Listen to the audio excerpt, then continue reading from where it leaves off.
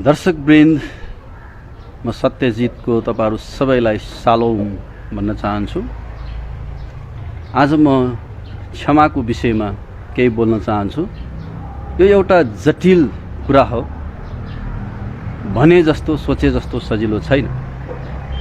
यसको मनोवैज्ञानिक परिभाषा के हुन्छ भने आफूलाई हानि गर्ने व्यक्ति वा समूहलाई या जातिलाई या वर्गलाई उनीहरूप्रति क्रोध र बदलाको भावना जो उब्जेको हुन्छ त्यसलाई स्वविवेकी निर्णय गरेर त्याग्ने निश्चय लिनुलाई हामी क्षमाको प्रक्रिया भन्दछौँ।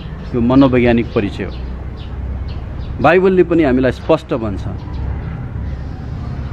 कि परमेश्वरको वचनमा लेखेको छ, जसरी मैले तिमीहरूलाई क्षमा गरेँ अर्थात् परमेश्वरले क्षमा गर्नुभयो त्यसरी नै तिमीहरूले पनि एक दुसरालाई क्षमा गर। हामी हेर्छौँ मर्कुस 11:25 भनेको छ, हामी यदि प्रार्थना गर्न गइरहेका छौँ, संगतिमा गइरहेका छौँ, वेदीमा गइरहेका छौँ, हाम्रो भेटीलाई त्यही छोडेर जोसँग हाम्रो चित्त दुखाइ छ उसँग हामीले मिलाप गर्नु, क्षमा लेनदेन गर्नु कति जरुरी छ भन्ने कुरा प्रभु येशू ख्रीष्ट स्वयंले भनेर त्यसको महत्त्व जनाइदिनु भएको छ। क्षमामा 4 कदमहरू हुन्छ दर्शकवृन्द। कहिलेकाहीँ हामी एकैचोटि मिक्सअप गर्छौँ, खिचडी बनाउँछौँ र क्षमा दिने निर्णय त गर्छौँ, तर त्यो पुरा हुन सक्दैन र फेरि हामीलाई रिस उठ्न थाल्छ। पहिलो कदम हो, म के कुरामा क्रोधित भइरहेको छु, मेरो भावना के कुरामा डिस्टर्ब भइरहेको छु, कसको नाम सम्झेदेखि, कसको अनुहार सम्झेदेखि, कुन समूह र जातिलाई सम्झेदेखि, कुन देशलाई सम्झेदेखि मलाई रिस उठ्छ, मेरो मनमा क्रोध जाग्छ, नकारात्मक भावना जाग्छ, त्यो कुराहरूको लिस्ट बनाउनुहोस्, दैनिक बनाउनुहोस्। यो पहिलो कदम हो। हामीलाई सानो हुर्किँदैदेखि बाबुआमाबाटै चोट लागेको हुनसक्छ, ती कुराहरू पनि लेख्नुहोस्। दाजुभाइ, आफन्त, छरछिमेकी, ती कुराहरूबाट पनि हामीलाई चोट लागेको हुनसक्छ। त्यसपछि लिस्ट बनाइसकेपछि निर्णय लिनुहोस्। निर्णय लिनु भनेको क्षमा दिनु होइन, क्षमाको सुरुवात हो। म यी व्यक्तिहरूलाई चरणबद्ध तरिकाले क्षमा दिन्छु। तेस्रो कदम, क्षमा चाहिँ एउटा प्रक्रिया हो, तपाईँ त्यसमा लागिरहनुहोस्। एकैचोटि क्षमा पुरा हुँदैन, त्यसको एउटा प्रक्रिया छ। बिस्तारै फर्गिभ एन्ड फर्गेटको एउटा प्रक्रिया छ, क्षमा दिनु र त्यसलाई बिर्सनुको।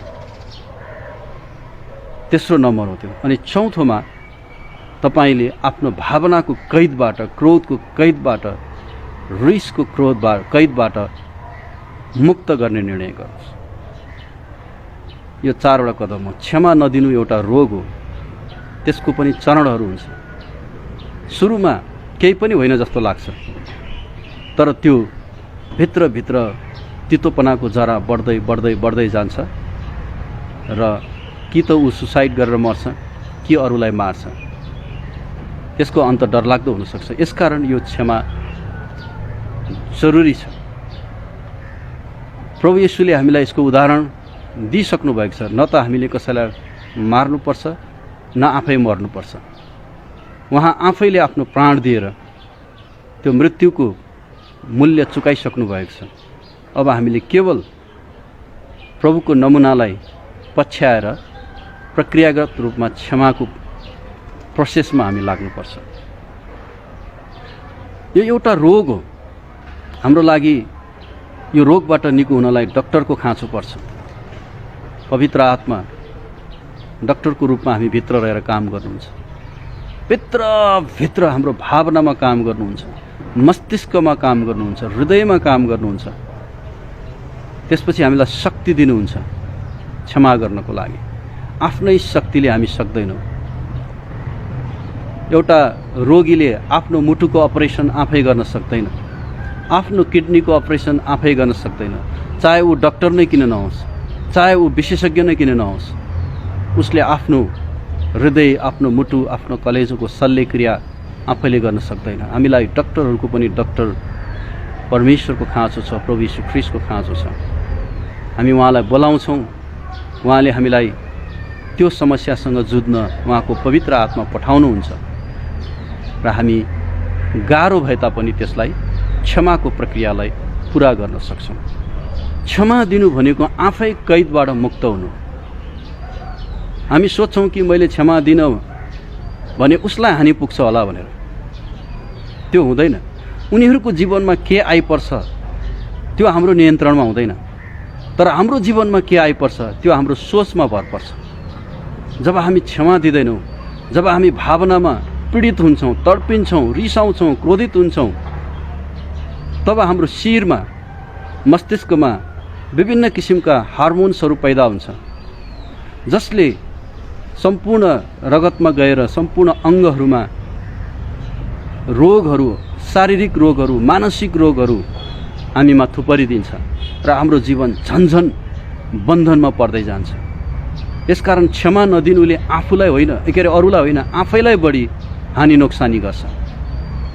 क्षमा नदिने कार्य चाहिँ सुसाइडल हो, आत्मघाती हो। जति सक्दो त्यसलाई रिलिज गर्न सकियो त्यति छिटो तपाईँलाई र मलाई फाइदा हुन्छ। दर्शकवृन्द, जब हामी क्षमा दिने निर्णय गर्छौँ, प्रभुको सहायता माग्छौँ, क्रमबद्ध तरिकाले लाग्छौँ भने हाम्रो मस्तिष्कमा सकारात्मक हार्मोन्सहरू उत्पादन हुन्छ। एन्डोर्फिन हार्मोन उत्पादन हुन्छ, सेरोटोनिन र मेलाटोनिन हार्मोन्स उत्पादन हुन्छ, जसले हामीलाई क्रोधित हुनबाट रोक्छ, जसले हामीलाई मनमा आनन्द दिन्छ, जसले हामीलाई भावनात्मक रूपमा पीडा कम गराउँछ। त्यस्ता दुःखका कुराहरू केही पनि होइन, ती व्यक्तिहरूलाई सम्झेर हामीलाई रिस नउठ्ने बनाइदिन्छ। र जहिले पनि हाम्रो हृदयले भन्नुपर्छ कि म क्षमा दिन्छु, क्षमा दिन्छु, क्षमा दिन्छु। त्यो हृदयको आवाजलाई, मनको आवाजलाई न्युरोकेमिकल्सहरूले बोकेर लैजान्छ हाम्रो मस्तिष्कमा।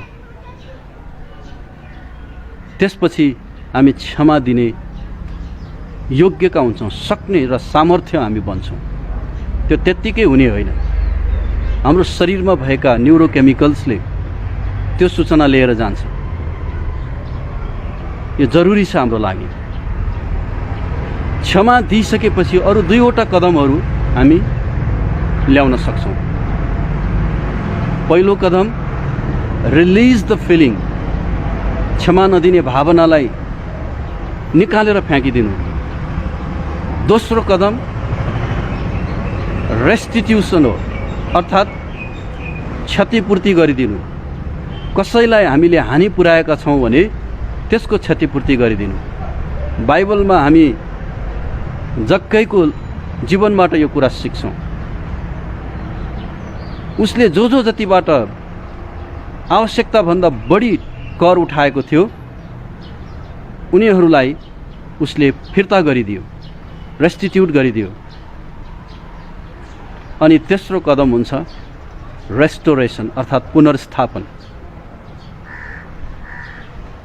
रिलिज गर्नु, बिर्सनु, रेस्टिट्युसन अर्थात् क्षतिपूर्ति दिनु या पुनर्भरण गर्नु।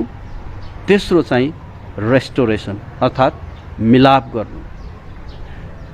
क्षमा दियो भन्दैमा अरू दुईटा कदमको जरुरत चाहिँ छैन, तर गर्यो भने चाहिँ एकदमै राम्रो हैन। कतिपय घटनाहरू यस्ता हुन्छन्, क्षमा त दिइन्छ तर सम्बन्ध पुरानो पहिलाको जस्तो हुन सक्दैन।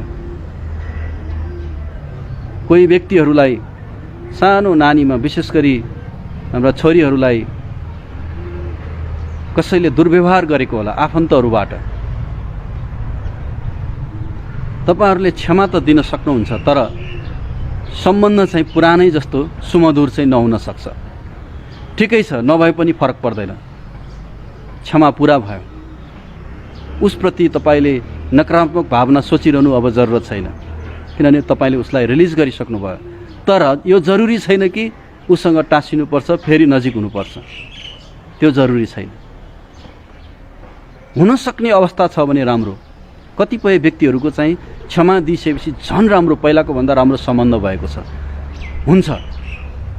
तर कतिपयको चाहिँ हुने स्थान हुँदैन। नभए पनि क्षमाको प्रक्रिया चाहिँ पुरा भएको हामीले मान्नुपर्छ। ख्रीष्ट येशूले यो तीनवटै कुरा हाम्रो लागि गरिदिनु भएको छ। रिलिज गरिदिनु भएको छ, रेस्टिट्युट गरिदिनु भएको छ र रेस्टोर पनि गरिदिनु भएको छ। रोमीको पुस्तकमा हामी त्यही पाउँछौँ। हामी पापी छँदै उहाँ हाम्रो लागि मर्नुभयो र हाम्रो पापको मूल्य उहाँले चुकाउनु भयो। अब हामीले तिर्नु परेन। रेस्टिट्युट पनि भयो, पुनर्भरण पनि भयो, पुनर्मिलाप पनि भयो परमेश्वरसँग। हामीले जो पापको मूल्य परमेश्वरलाई तिर्नु पर्थ्यो अब हामीले तिर्नु परेन र उहाँसँग सम्बन्ध पहिलाको भन्दा घनिष्ठ भयो। तर मानिस टु मानिस, मानिसदेखि मानिसको सम्बन्धमा चाहिँ यो तीनवटै प्रक्रिया पुरा नहुन सक्छ। सबै अवस्थामा नहुन सक्छ, धेरै अवस्थामा हुन्छ पनि। अनि त्यसैले प्रियहरू, यो प्रक्रियागत कुरा हो। क्षमा दिन्छु भन्ने बित्तिकै हुँदैन। बिस्तारै हामीले क्षमा दिने जानुपर्छ र आफैलाई यो नकारात्मक भावना र क्रोधको कैदबाट हामीले मुक्त गर्नुपर्छ र हामी स्वस्थ हुन्छौँ, मानसिक तवरले, शारीरिक तवरले पनि। दर्शकवृन्द, कस्तो लाग्यो तपाईँलाई यो प्रवचन? यसको प्रतिक्रिया दिनुहोला। मेरो ब्याकग्राउन्डमा फलेको काँक्रोको पनि प्रतिक्रिया दिनुहोला। सबैलाई जय मसीह।